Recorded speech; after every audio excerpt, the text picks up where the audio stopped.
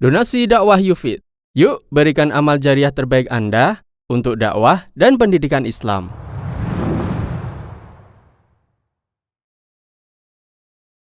Cara wudhu yang benar dengan menggunakan gayung.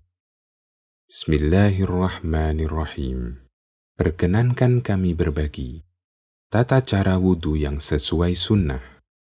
Wudhu bisa menggunakan keran, bisa juga menggunakan gayung. Kita akan membahas tata cara wudhu dengan menggunakan gayung. Praktek wudhu menggunakan wadah telah dijelaskan dalam hadis dari Humran pembantu Utsman radhiyallahu anhu. Humran menceritakan bahwa Utsman bin Affan radhiyallahu anhu pernah meminta air untuk wudhu, kemudian beliau berwudhu. Beliau membasuh kedua telapak tangannya 3 kali, kemudian berkumur-kumur diiringi memasukkan air ke hidung, kemudian membasuh mukanya 3 kali, kemudian membasuh tangan kanan sampai ke siku 3 kali, kemudian mencuci tangan yang kiri seperti itu juga, kemudian mengusap kepala, kemudian membasuh kaki kanan sampai mata kaki 3 kali, kemudian kaki yang kiri seperti itu juga. Kemudian Utsman berkata, "Ra'aitu Rasulullah sallallahu alaihi wasallam tawadda'a nahwa wudu'i hadha." Thumma qala Rasulullah sallallahu alaihi wasallam, "Man tawadda'a nahwa wudu'i hadha." Thumma qama faraka'a rak'ataini la yuhaddithu fihima nafsahu. Ghufira lahu ma taqaddama min dhanbih. Aku melihat Rasulullah sallallahu alaihi wasallam pernah berwudu seperti wuduku ini. Kemudian beliau bersabda, "Barang siapa berwudu seperti wuduku ini, kemudian dia sholat 2 rakaat dengan khusyuk, tidak memikirkan urusan yang tidak berkaitan dengan sholat, maka Allah akan mengampuni dosa-dosanya yang telah lalu." Ibnu Syihab berkata, ulama kita mengatakan bahwa wudhu seperti ini adalah contoh wudhu yang paling sempurna yang dilakukan seorang hamba untuk sholat. Hadis riwayat Bukhari dan Muslim. Dari hadis ini dan hadis lainnya, kita dapat meringkas tata cara wudhu Nabi Shallallahu Alaihi Wasallam sebagai berikut. Yang pertama, berniat dalam hati untuk menghilangkan hadas. Yang kedua, membaca basmalah. Bismillah. Yang ketiga, menuangkan air ke telapak tangan kanan dan digunakan untuk membasuh kedua telapak tangan sebanyak 3 kali. Yang keempat, mengambil air dengan tangan kanan lalu dimasukkan dalam mulut untuk berkumur dan dimasukkan dalam hidung sekaligus dengan 1 cidukan. Kemudian air tersebut dikeluarkan dengan menggunakan tangan kiri. Hal ini dilakukan sebanyak 3 kali.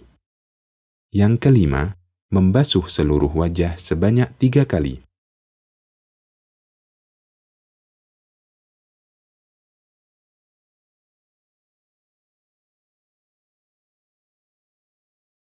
Yang keenam, menyela-nyela jenggot. Bagi yang jenggotnya tipis, harus dipastikan air mengenai kulit dasar jenggot. Bagi yang jenggotnya lebat, cukup disela-selai dengan air. Yang ketujuh, membasuh tangan. Diawali tangan kanan sampai siku 3 kali, kemudian tangan kiri sampai siku 3 kali.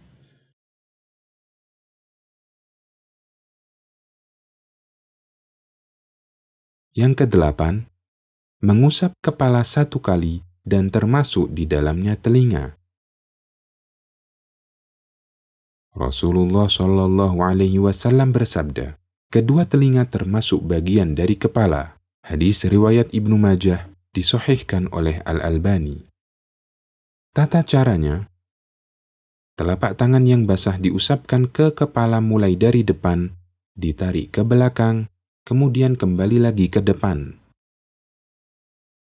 Setelah itu dilanjutkan dengan memasukkan jari telunjuk ke lubang telinga, sedangkan ibu jari mengusap telinga bagian luar. Cara membasahi telapak tangan ada 2. Pertama, seusai membasuh tangan sampai siku, sisa air yang masih menempel di telapak tangan langsung digunakan untuk mengusap kepala. Cara kedua, kedua telapak tangan dibasahi dengan air lalu dibuang.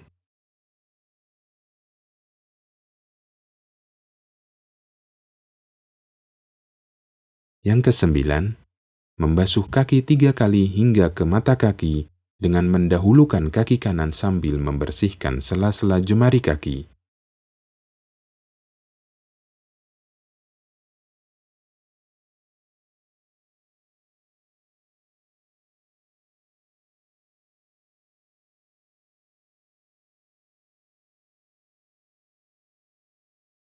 Semoga Allah memudahkan kita untuk berwudu dengan sempurna.